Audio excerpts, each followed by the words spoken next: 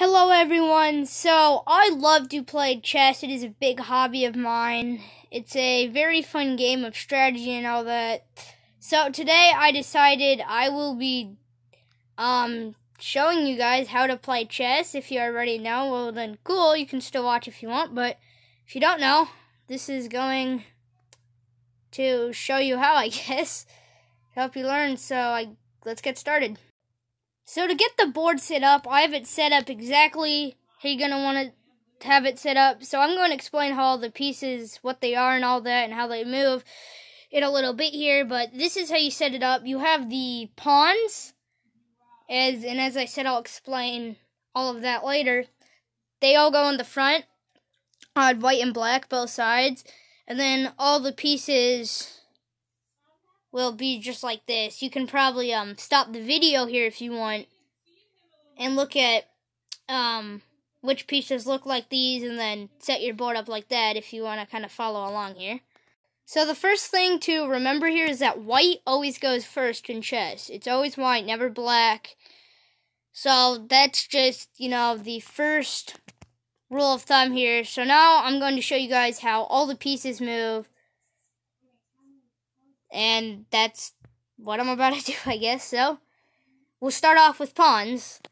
And, these are a very interesting piece. You have 8 of them, as you can see. They're called pawns. So, they're pretty simple. They just go forward like that. They can only go forward, but on the first move, they can go ahead 2 like that. But that's the only time they can do that. From then on, they can only go like this. The only time they won't go forward is, so let's say we get this black pawn out like this, and they're together. Well, pawns don't kill going forward, they actually kill going to the side, like that. That's the only time they can go diagonal. The other cool things about pawns is, let's say, like, a bunch of these pieces aren't here. If the pawn gets to the other side of the board, and it's still alive, the pawn can become a queen, and that's so, which I'll explain more about later. One last thing about pawns is, I don't think I mentioned that they cannot go backwards. They can only go forwards unless they become a queen, and as I just mentioned, I'll talk more about that later. Now I'm going to talk about the king. So, the incentive to chess, how you win, is if you get the king in checkmate.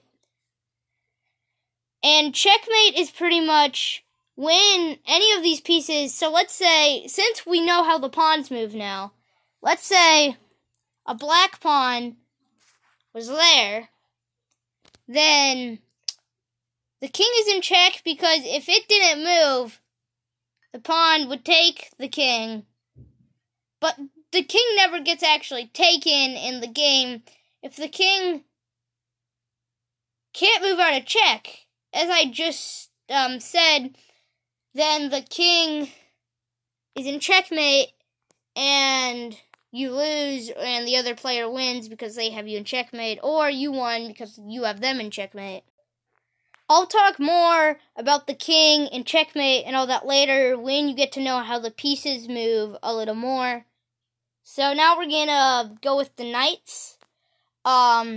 So those are these little guys. They kind of look like horses because, knights ride on horses. So they move very interestingly. So instead of just going like diagonal or forward or any of that, they actually go like this. So essentially they go one, they turn one, and they go forward. So that could also be like this.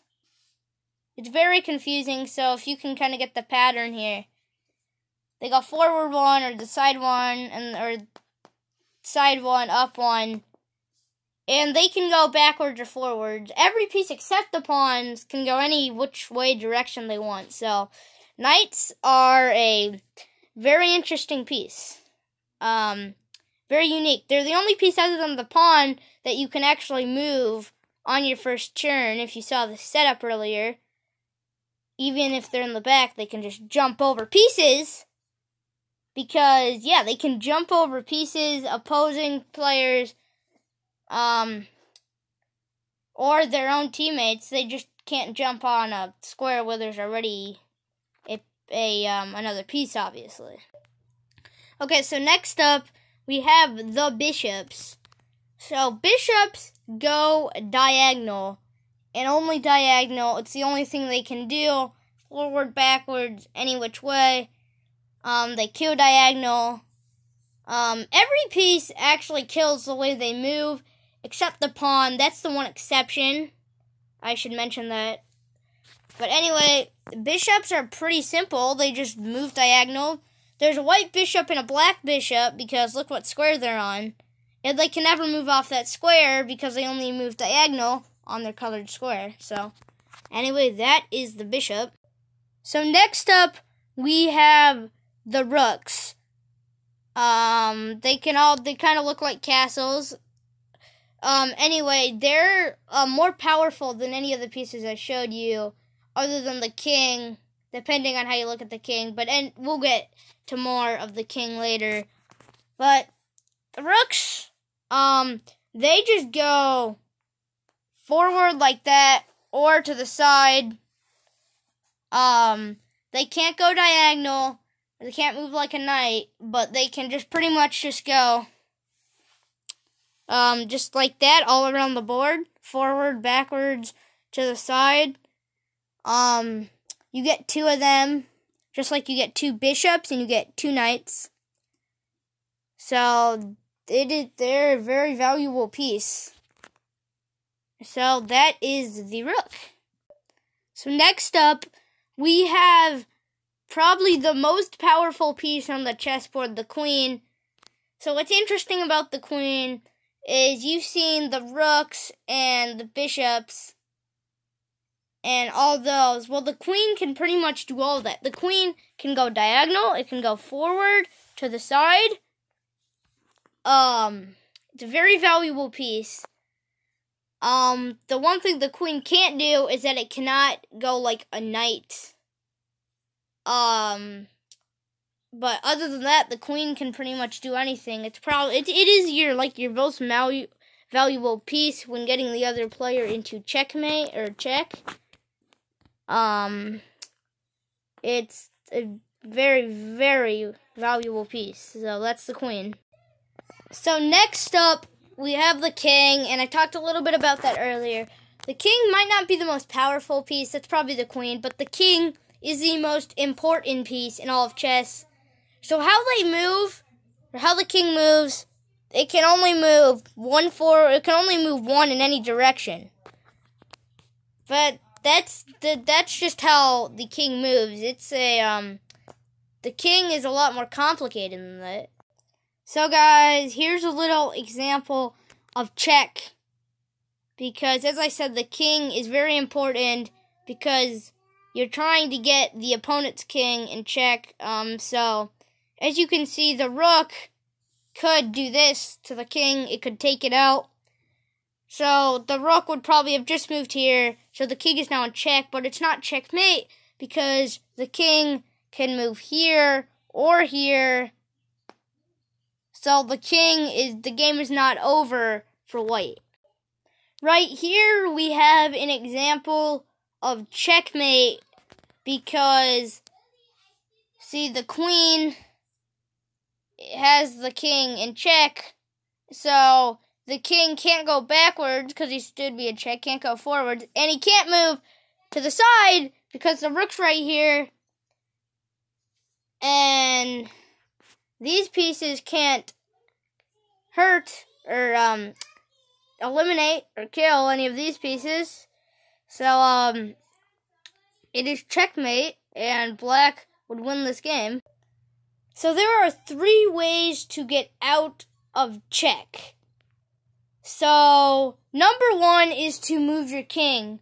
So as you can see right here, the bishop has the king in check. So, but the king could just move right here, or right here, or right there. It cannot move here though, because it would still be in check from the bishop. So That is one way to move out of check, is to move your king. The second way is to block the check. So this bishop can come in. And now check is blocked because the bishop is in the way. And so that is the second way on how to get out of check. The third way to get out of check is to kill the piece that is causing the check. So right here, the rook can come in, takes the bishop, and now they're out of check. And so those are the 3 ways to get out of check. So guys, those are just the basics of chess. So it's a lot more complex than this, but this should help get you going. I really hope this video has taught you something. I'd just like to thank you for watching, and make sure to like and subscribe. Poke foul off to the right, out of play.